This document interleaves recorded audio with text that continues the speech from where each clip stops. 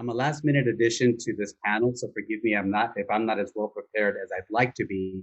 But the reason I'm a last minute addition is because I didn't respond timely to the invitation because I was overwhelmed with the response that was being given towards our emergency relief program for restaurants.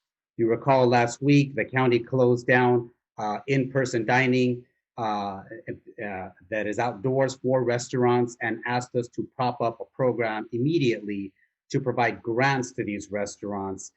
We launched on Thursday at midnight. The site crashed within 1 hour. So that is just to indicate how great the need is throughout the county, not only for renters, but for business owners alike. That's basically what we're up against. My particular agency administers a host of programs to include those that you may be familiar with, Section 8 and public housing. Collectively, those two provide housing for about 30,000 families throughout the county. Now, aside from the regular programming, we've also been asked to launch emergency programs for renters within the county. And we are now up to 4 different programs that we've launched. The largest of which has been the latest one that we launched in September, October, that basically was $100 million and is now $110 million that was set aside to provide emergency rent relief. In the first week, it was open for a 2-week period. We had over 60,000 renters that applied for the program. All told, in the 2-week period, we had nearly 90,000 households that applied for emergency rent relief. When you look at the city of LA similarly launched the rent relief program. They had an excess of 150,000 that applied for that program. So certainly you can see that the need is tremendous. Now, our program is somewhat different than many others that you'll see throughout the country. The vast majority of municipalities, including the city of LA, provided emergency relief for a 3-month period at a maximum of $3,000. In the city's example, it was $2,000 per household. Our board took a very different approach to try to provide meaningful and substantial assistance, since many folks have been in arrears for several months. So we did a targeted approach that really focused on those that were economically disadvantaged within communities that have been hardest hit by COVID. So communities like Bell Gardens, South Los Angeles, all of those communities that have seen a disproportionate impact from COVID are the focus of our relief efforts. That's at least 50% of the funding. The other 50% is available to the county as a whole. The grants are twofold. For those at 30% median income and below, it is a maximum of $10,000. So you can see it's substantive. For those at 50% median income and below, it's $7,500. So we are still working through all of those applications. We initially expected to fund between 9,000 to 10,000 households. But here's what we're finding. There are, when Dana spoke earlier about the eviction moratorium, and she spoke about all of these things that the county and the state put in place to try to protect renters. Many property owners complained that folks would take advantage of those ordinances and statutes and simply not pay their rent. Here's what we're finding. More than 70% of the people that we're providing grants to aren't getting the full amount of the benefit that they're eligible for. The reason being is many of them did everything that they could to remain caught up on their rent, including getting payday loans, putting it on their credit card, borrowing money from friends and family. So despite what folks were saying, that folks were taking advantage of this, we are finding that the exact opposite is true. People are doing everything that they can in their power to try to remain current on their rent. And it's indicative based on the folks that we're helping, many of whom aren't taking the full amount of the benefit. Someone mentioned earlier, if our property owners able to decline assistance. So far, we have found that roughly 300 property owners have said no, even though we are basically getting their tenant completely caught up on the rent, we have some property owners that are simply not willing to accept that rental payment.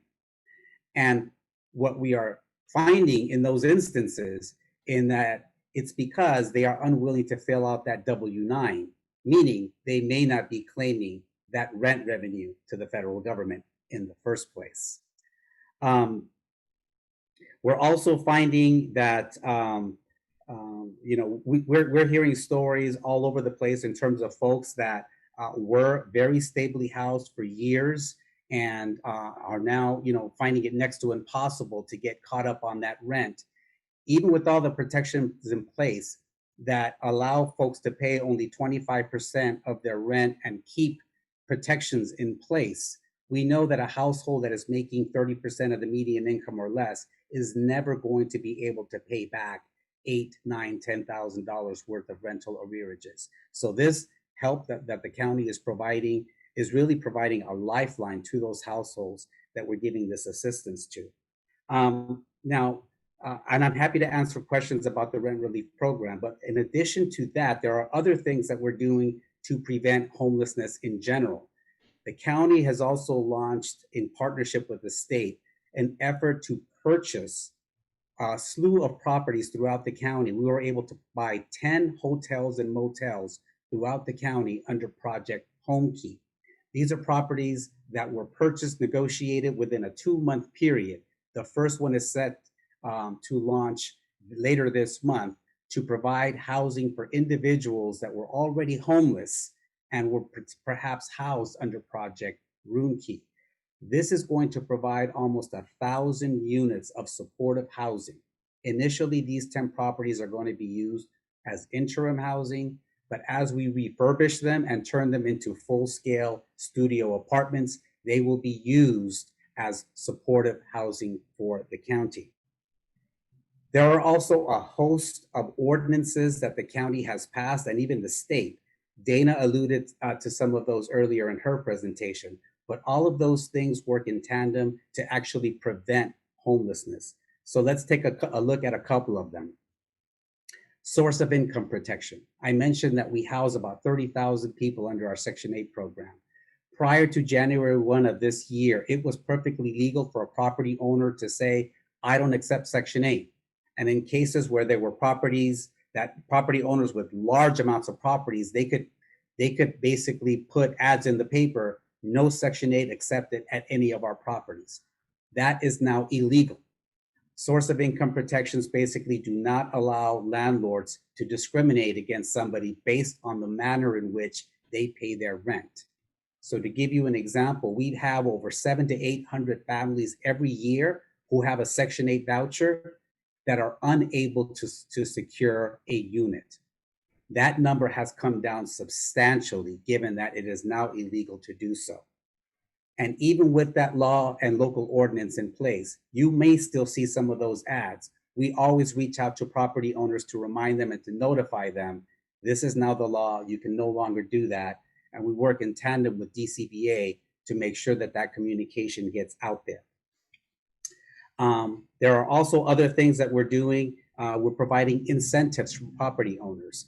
The county has stepped up to provide its own funding so that property owners are incentivized to accept tenants with Section 8 vouchers. So we do things like pay for their security deposit. We pay a holding fee so there's no rental loss.